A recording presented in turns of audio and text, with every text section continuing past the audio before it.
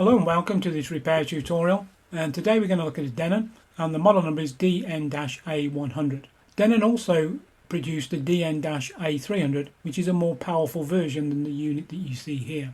Now this amplifier is termed as a professional amplifier, and when you look at this photograph, what you can see, it appears to have some form of chassis mount, and this was an optional extra which you could purchase. And the idea being is that this series of amplifier would be found more commonly maybe in a bar or a restaurant for background music.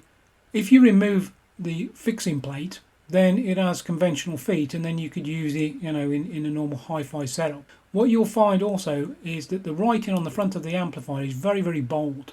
But what I would say is when you run this amplifier, the sound quality is just incredible for the price. And if you operate the individual tone controls, when you rotate that bass control and treble, you see a huge distinctive change in the audio sound. And on some newer amplifiers you don't tend to get that. It's more of a subtle kind of change. And you also have the loudness switch, and then when you operate it you can again hear a significant change. So really, really nice amplifier. And then in terms of general specification for the A100 series, you're looking at a power output of 45 watts per channel, and that's into 8 ohms, but that increases up to 70 watts per channel. And then you have a frequency response of 30 Hz through to 20 kHz, and then total harmonic distortion is 0.02%. And then in terms of inputs, you can connect the turntable with a moving magnet type cartridge directly, no requirement for any form of equalizer or preamp. And then your other input connections are CD, tuner, DVD/aux, tape/CDR, tape 2 and MD, and each one of these inputs is 150 millivolts. And then it also supports a preamplifier output, which is 150 millivolts. And then overall dimensions, this is without the mounting bracket, you're looking at a width of 434, a depth of 307 and a height of 121, with an overall weight of 6.5 kilograms. Now the first thing that I'm bringing to your attention is the design of this amplifier is very, very close to what you see with, say, like the 720 AE or the 520. So Denon have this commonality of these types of amplifiers, overall design. And when you remove the top cover, the first thing you really want to be checking, if say for example the amplifier was maybe in a fault condition, are these power input fuses. And these power input fuses are situated on the startup board, and you can see just about there's two black relays on there, and one of those relays, once it energizes via the microprocessor, will put the power directly, or the voltage directly, onto the main power transformer, and that's what you see. So this is an EI type, so it's not a toroidal, and not specifically for the A100 amplifier or A300, but the transformer is common across the entire series, as I alluded earlier. So if your amplifier is in protection mode, verify that those fuses on the rear are good. If they're blown, one or both of them, then that will indicate you've probably got a short circuit on the output stage, the output transistors have failed. If the fuses are okay and yet the amplifier still seems to be in protection mode, the first thing you want to be checking is the primary of this transformer. You do find that the internal thermal fuses on these amps can fail, and of course once it's open circuit, then the startup circuit will do its job, but the protection circuit will kick in because there's no secondary voltages coming out of the main power transformer. So what was the issue with this amplifier when it came in? Well, it didn't have any shorted outputs, fuses were all good, and it wasn't sitting there in fault mode or protection mode. What I'm showing is the rear front fascia of the amplifier, and just on the left hand side you can sort of just make it out. This is where you have the rotary switch, which is used to select the different inputs. Now there's no mechanical switching as such from an input point of view. All of the input circuitry is electronic, and what happens is the microprocessor will read directly the change of the input selection switch, and then what it will then do in turn, and what you see now is an extraction or an extract from the service manual. What you'll see in here is the dedicated input selection IC. Now what you could hear when you were testing the amplifier, there was a lot of crosstalk. So if you may be connected to the CD input and maybe connected to the tuner, you could hear the same audio coming right the way across all of the inputs. And then also as well, what you could hear is like a crackling noise, and that normally indicates that for whatever reason this input selection IC has failed, and this is referred to as IC20 in the service manual. and the unit or the actual chip number is TC9164CN, and it's a very, very common device.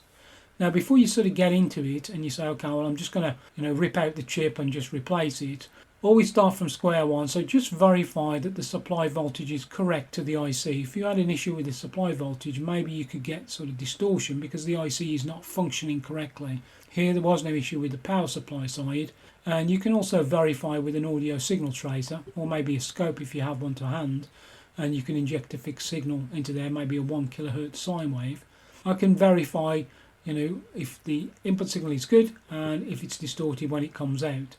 So really this is a relatively straightforward repair, to be honest, not complicated, and that's based on, I've repaired a lot of these amplifiers and you can find the same kind of fault on Marantz amplifiers. Then it doesn't matter what it is, if it's using these type of device and what you're seeing here is the IC itself on the board, then it's just straightforward. What you can see also here is just to the left of that, that's where the audio signal is coming out of the input selection IC, and then it then moves up then onto the tone control board. So if you're going to check the audio, dead easy, you can just check it on the RCA input socket and then just verify you've got audio here. If power supply is good, as I said, and you've got distortion and crosstalk, then you know it's going to be that input selection IC. So straightforward, just desolder it from the board, put in your new IC. Just be careful when you're resoldering in place, you don't want to get any solder bridges, so just always check your work. And once that was done and the amplifier was then put into test, then you had no issue at all with any crosstalk, and the issue had been fixed.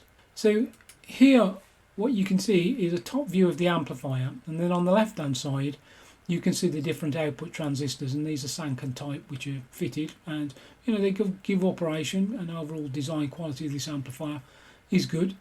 What you can find, and this is common with all amplifiers, if they've been in operation for a number of years, you can find the components then start to age, and whenever you're taking repair work, it's always good practice just to check the output bias and maybe the DC offset.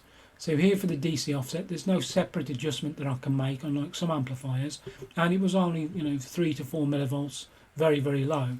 But if you're going to be looking then to check the bias, what you can see here, I've just put in the extract from the service manual, and it's common across all of these types of amplifiers. The nice thing with the Denon amps is you do get a high quality service manual, and the nice thing here is it's a bit like old school. I've been repairing electronic equipment since I was sort of 14 years of age, and the original service manuals that you got with equipment were really, really detailed. If you were sort of repairing television receivers, you had all the necessary waveforms that you could check throughout the different stages of the TV receiver. And then here you can see for this audio amplifier, they've even made a note of different test points where you can measure the voltages. So really good if you're doing repair work. So as always, alignment is very, very straightforward. You just need to disconnect any speakers. You need to set your tone controls to mid position, and then have no input signal connected, and just leave the amplifier really running for about 20 minutes.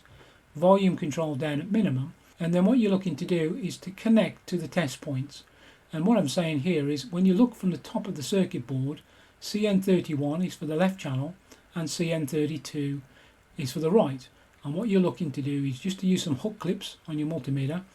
Don't try and balance the probe leads because they could slip and maybe short out components. And then once you put on your hook clips, just adjust that bias trimmer. And I've said this on previous tutorials, if it's a little bit twitchy and it's not very smooth in operation, depower the amplifier, just spray a bit of deoxit onto the preset trimmer and just rotate it backwards and forwards multiple times.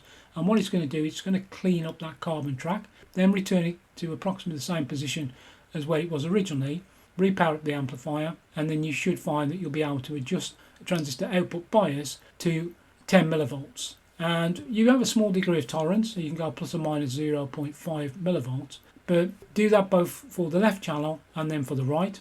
And then of course the amplifier here when under functional test. It's not like when you replace maybe an output component and you just want to make sure that there's no sort of underlying issue which caused the output stage maybe to fail. If you're changing the input selection IC, really the common issue associated with a failure tends to be if maybe the user didn't depower the amplifier and was just changing around some of the connections on the rear. So what I mean is maybe you had the left and right input connected to the CD, but then you remove just one of them, maybe the right input, and you move it across then to the tuner. As soon as you do that, you create an imbalance which potentially can destroy the input selection IC. So you really need to be disconnecting both and then connecting them if you're not going to depower. But if you're going to do it the other way, you have to depower the amp. So really that sort of brings us to the end of this sort of overview tutorial.